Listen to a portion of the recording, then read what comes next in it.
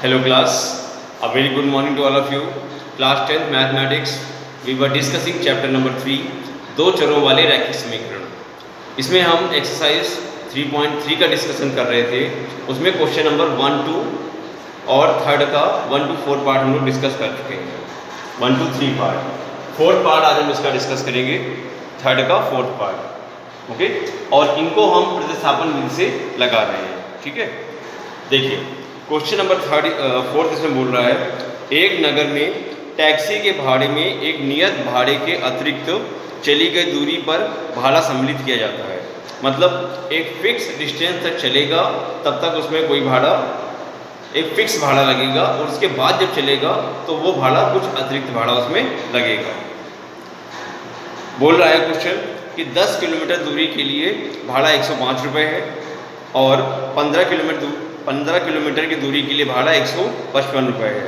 नियत भाड़ा तथा प्रति किलोमीटर भाड़ा क्या है ये ज्ञात करना है। ठीक है, एक व्यक्ति को 25 किलोमीटर की यात्रा करने के लिए कितना भाड़ा देना होगा, ये भी क्वेश्चन पूछ रहा है। दो टाइप के क्वेश्चन है। तो मान लिया कि नियत भाड़ा बराबर x, जो फिक्स भाड़ा है, नियत भाड़ा बराबर x है। ठीक है, और प्रति किलोमीटर भाड़ा कितना है, प्रति किलोमीटर भाड़ा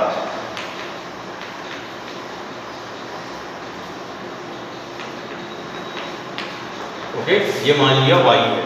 ठीक, जो फिक्स भाड़ा है, फिक्स चार्ज है वो x है, और जो पर किलोमीटर का चार्ज है वो मान लिया y है। ठीक है, तो सबसे पहला केस क्या बोल रहा है कि 10 किलोमीटर की दूरी के लिए एक व्यक्ति को 105 रुपये देने होते हैं। ठीक है, तो फर्स्ट केस क्या है, पहले देखिए उसका फिक्स चार्ज x लगा है और उसके बाद ये 10 किलोमीटर चल रहा है, यानी कि 1 किलोमीटर का भाड़ा y रुपये, तो 10 किलोमीटर का भाड़ा 10y, तो x प्लस 10y बराबर कितना, 105। ये हो गया फर्स्ट केस इसका। ठीक है, और सेकेंड केस क्या बोल रहा है इसमें कि 15 किलोमीटर के लिए 155 रुपये देने होते हैं। तो देखो फिक्स चार्ज x हो गया और 15 किलोमीटर का 15y चार्ज हो गया, तो बराबर कितना हो गया, 155। ठीक है, इसको एक क्वेश्चन फर्स्ट मान लीजिए, ये क्वेश्चन सेकेंड मान लीजिए। ठीक, अब इसको हम प्रतिस्थापन विधि से हल करेंगे। देखेंगे कैसे, लिखेंगे समीकरण 1 से, समीकरण 1 से समीकरण 1 उठाएंगे, x plus 10y is equal to 105। Okay, तो x की वैल्यू फाइंड कर लेंगे, 105 माइनस का 10y, इसको मान लेंगे इक्वेशन नंबर थर्ड। ठीक है, अब इक्वेशन थर्ड से x का मान इक्वेशन 2 में पुट करेंगे, रखेंगे। तो लिखेंगे समीकरण 3 से x का मान समीकरण 2 में रखने पर, समीकरण 3 से x का मान समीकरण 2 में रखने पर,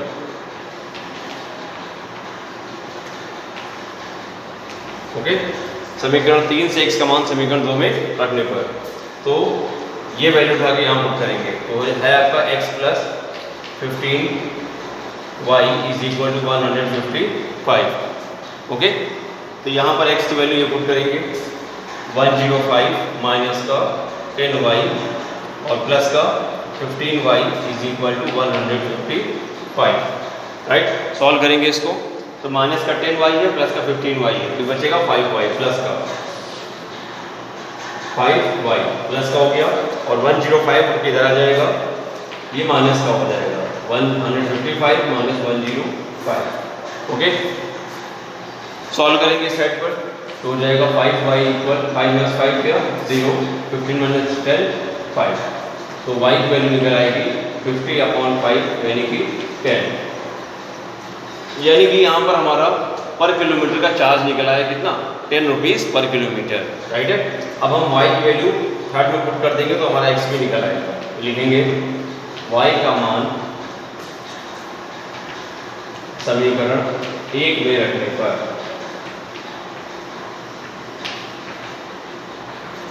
और समीकरण y का मान समीकरण 3 में रखने पर, तो आराम से x निकल आता है। x बराबर क्या है 10 माइनस 105 माइनस 10y, तो 105 माइनस 10 इंटू वाई कितना है 10, तो ये आपका हो जाएगा 105 माइनस का 10 10 या 100, तो ये आपका आ जाएगा 5 रुपीज़। ठीक है, तो फिक्स चार्ज उसका 5 रुपीज़ का है। ठीक है, 5 रुपए का फिक्स चार्ज है और 10 रुपए पर किलोमीटर का चार्ज है। इस टाइप से इस क्वेश्चन को ऐसे हल करते हैं। ओके, नोट कर लीजिए।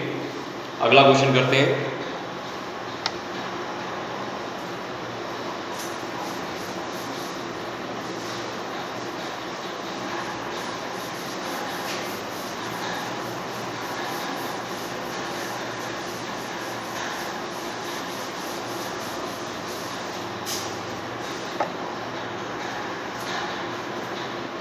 अगला क्वेश्चन है, एक यदि किसी भिन्न के अंश और हर दोनों में 2 जोड़ दिया जाए, अंश में भी 2 जोड़ दिया जाए और हर में भी 2 जोड़ दिया जाए, तो वह भिन्न 9/11 हो जाती है। ठीक है, और यदि अंश और हर दोनों में 3 जोड़ दिया जाए तो वह 5/6 हो जाती है। तो वह भिन्न ज्ञात करना है। बहुत अच्छा क्वेश्चन है। इसमें भिन्न का अंश और हर दोनों हम मान लेंगे। ठीक है, तो माना भिन्न का अंश बराबर x, थर्ड का फिफ्थ पार्ट, माना भिन्न का अंश बराबर x, अंश x है और भिन्न का हर क्या है y है। ठीक है, तो भिन्न क्या हो जाएगी आपकी, भिन्न हो जाएगी अंश बटे हर, यानी कि x/y। ठीक है, तो पहला केस क्या बोल रहा है, पहला केस बोल रहा है यदि अंश और हर दोनों में 2 जोड़ दिया जाए। ठीक है, तो x में भी 2 ऐड कर दीजिए और y में भी 2 ऐड कर दीजिए। ठीक है, तो ये भिन्न हो जाती है आपकी 9/11। ओके, अंश और हर दोनों में 2 जोड़ दिया गया तो भिन्न हो गई 9/11।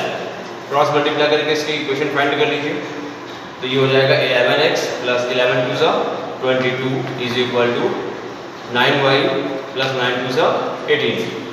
तो ये बनेगा 11x - 9y इक्वल 18 - 22, प्लस का 18 है और ये प्लस का 22 इधर आएगा तो माइनस का 22 हो जाएगा। तो 11x - का 9y इक्वल 18 4 22 माइनस का 4 आ गया। ये है इक्वेशन नंबर फर्स्ट। ठीक है, और सेकेंड केस में क्या बोल रहा है, सेकेंड केस में बोल रहा है कि यदि अंश और हर दोनों में 3 जोड़ दिया जाए, यानी x में भी 3 ऐड कर दिया जाए और y में भी 3 ऐड कर दिया जाए, तो ये भिन्न हो जाएगी 5/6।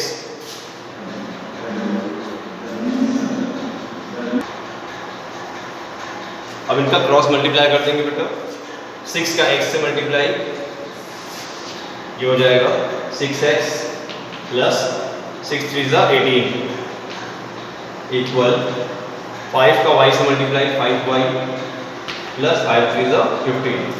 ठीक है, ये हमने क्या कर दिया, क्रॉस मल्टीप्लाई यानी कि वज्र गुणा कर दिया। ठीक है, अब ये हो जाएगा 6x माइनस का 5y इक्वल 15 माइनस का 18, तो 6x minus 5y is equal to, ये आपका हो जाएगा माइनस का 3।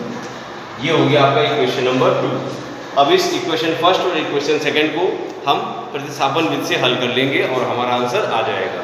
ठीक है, प्रतिस्थापन से हल करने के लिए अगर बोलेगा तो प्रतिस्थापन से ही इसको प्रतिस्थापन विधि से ही हल करेंगे। ओके, आते हैं अगले क्वेश्चन पर,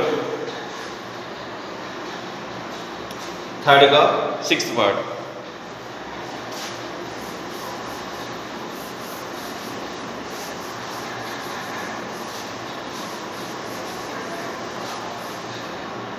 देखिए क्वेश्चन है, 5 वर्ष पहले जैकब की आयु उसके पुत्र की आयु की 3 गुनी, 5 वर्ष बाद जैकब की आयु उसके पुत्र की आयु की 3 गुनी हो जाएगी। तो 5 वर्ष बाद की बात कर रहा है। ठीक है, और 5 वर्ष पूर्व जैकब की आयु उसके पुत्र की आयु की 7 गुनी थी। राइट है, तो यहाँ पे देखो 2 केस के बारे में बात कर रहा है, एक जैकब की आयु और उसके पुत्र की आयु। ठीक है, दोनों आयु हम पहले लेट कर लेते हैं। थर्ड का 6th पार्ट, माना जैकब की आयु बराबर x, ठीक, और पुत्र की आयु बराबर y। ठीक है। जैकब की आयु माना x वर्ष है और पुत्र की आयु इसकी y वर्ष है। तो पहले बोला है 5 वर्ष बाद, तो दोनों की आयु निकाल लीजिए 5 वर्ष बाद। 5 वर्ष बाद जैकब की आयु, 5 वर्ष बाद जैकब की आयु कितना हो जाएगा x + 5, ठीक। और 5 वर्ष बाद पुत्र की आयु, ये कितना हो जाएगा y + 5, ठीक है। और कुछ और बोल रहा है इसमें, 5 वर्ष पहले दोनों की आयु निकाल लीजिए। 5 वर्ष पूर्व जैकब की आयु,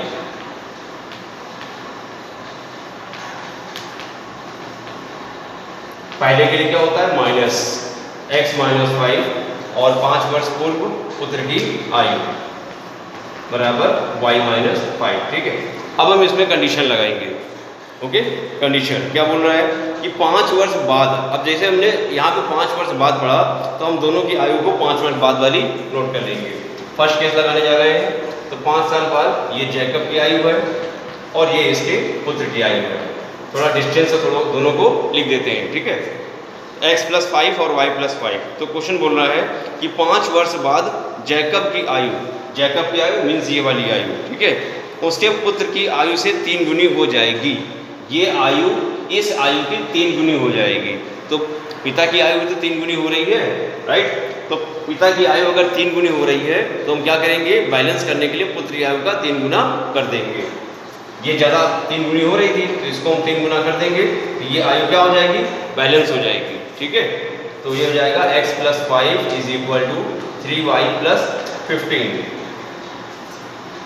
स्टैंडर्ड फॉर्म में लिखेंगे x - 3y = 15 - 5। तो ये आपका आ जाएगा x - 3y = 10। ये हो गई आपकी first equation. Okay, x - 3y = 10 first equation हो गई। और सेकेंड इक्वेशन बनाएंगे सेकेंड केस से, x - 5 और y - 5। ये 5 साल पहले दोनों की एज हमने नोट कर ली। क्वेश्चन बोल रहा है कि 5 वर्ष पूर्व जैकब की आयु उसके पुत्र की आयु की 7 गुनी थी। जैकब की आयु कौन सी है, ये वाली, ठीक है। 5 साल पहले जैकब की आयु और ये उसके पुत्र की आयु है, ठीक। तो जैकब की आयु पुत्र की आयु की कितनी हो जाएगी, 7 गुनी थी, ठीक है। ये 7 गुना था, ठीक। इसको हम 7 गुना कर देंगे तो ये क्या हो जाएगा, बैलेंस हो जाएगी, ठीक है। तो ये आपका बनेगा x - 5 = 7y - 35, x - 7y - 35 और प्लस का 5, x - 7y माइनस का 30। ये बन गई बेटा सेकेंड इक्वेशन। अब इन दोनों इक्वेशंस को, फर्स्ट को और सेकेंड को आप लोग प्रतिस्थापन विधि से हल करके इसका आंसर बड़े आराम से निकाल सकते हैं, ठीक है। तो ये था आपका क्वेश्चन नंबर 3। ओके, अन्य महत्वपूर्ण प्रश्न दिए हुए हैं। इसमें सारे क्वेश्चन वैसे हैं जैसे हम लोगों ने ऊपर सॉल्व किए थे, ठीक है। एक क्वेश्चन आप इसका देख लीजिए कैसे हल करते हैं इसको।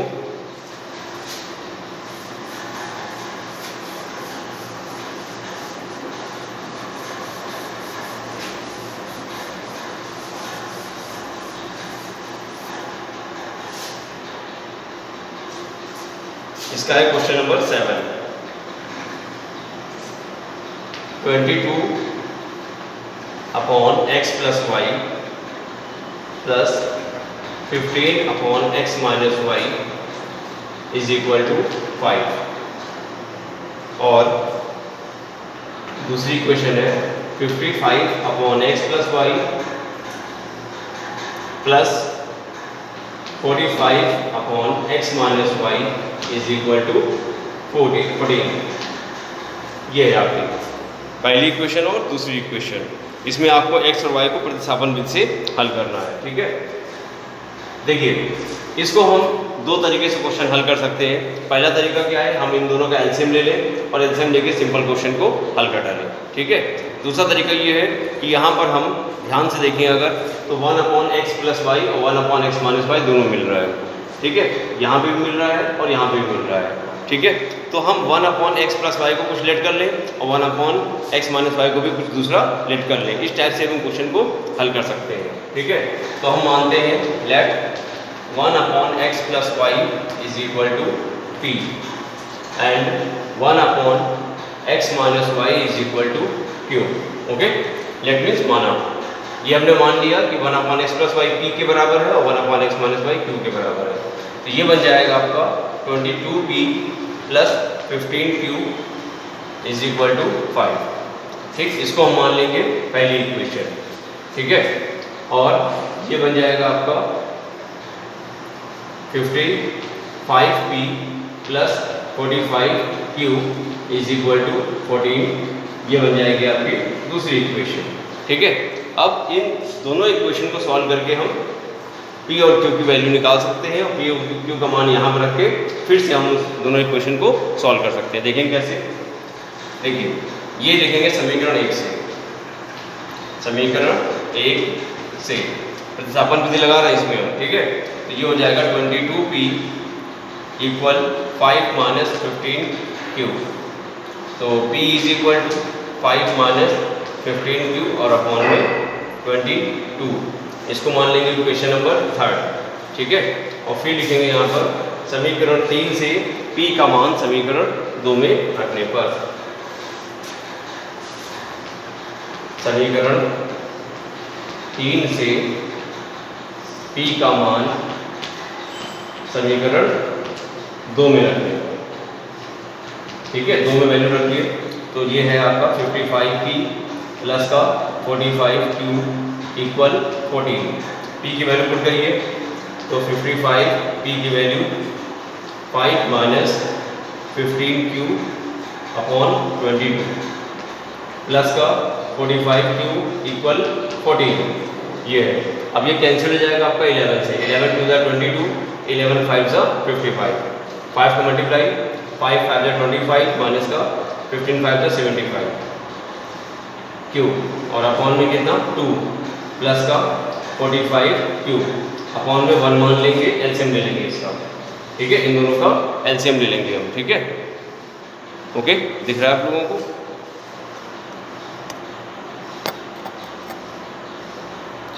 ओके, एलसीएम ले लेंगे इसका। तो ये आपका हो जाएगा 25 माइनस 75q।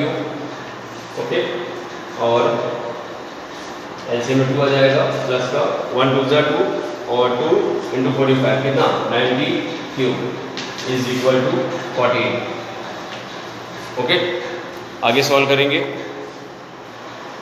तो ये आज आपका हो जाएगा 25 प्लस का, देखिए माइनस का 75 है, प्लस का 19 है ना। तो ये बचेगा प्लस का 15q इज इक्वल टू 14 2 28। अब यहाँ से q की वैल्यू निकाल लीजिए। 15q is equal to 28 minus 25। यह आपका बचेगा 3। तो q की वैल्यू आ जाएगी 3/15 यानी कि 1/5। ठीक, q की वैल्यू आप यहाँ पुट कर दीजिए तो यहाँ पर p की वैल्यू भी निकल आएगी। तो लिखेंगे q का मान समीकरण 3 में, q का मान समीकरण 3 में रखेंगे तो p निकल आएगा आपका p is equal to 5 minus 15q upon 22 यानी कि 5 माइनस 15 इंटू q की वैल्यू है 1/5 और अपॉन में 22। तो 5 3 का 15, 5 माइनस 3 कितना बचा बेटा आपका, ये बचा आपका 2/22। कैंसिल हो जाएगा, 1/11 आ जाएगा p का मान। ठीक है, अब इस p और q इन दोनों की वैल्यूज को आप यहाँ पे पुट कर देंगे। ठीक है, पुट करने के बाद में क्रॉस मल्टीप्लाई करेंगे तो फिर वो समीकरण जाके बनेगा x और y में। ठीक है, क्या बनेगा x और y में समीकरण। ठीक, फिर उसमें लगाएंगे प्रतिस्थापन विधि। बात समझिएगा, जैसे इसमें लगाया p और q के लिए, सेम वैसे उसमें प्रतिस्थापन दोबारा फिर से लगाएंगे, तब वो वैल्यू निकल के आ पाएगी। ओके, इस टाइप से इस क्वेश्चन को हल करना है। बहुत अच्छा क्वेश्चन है ये, तो ध्यान से सभी लोग करेंगे इसको। ठीक है, that is enough for today. Thank you for watching this video.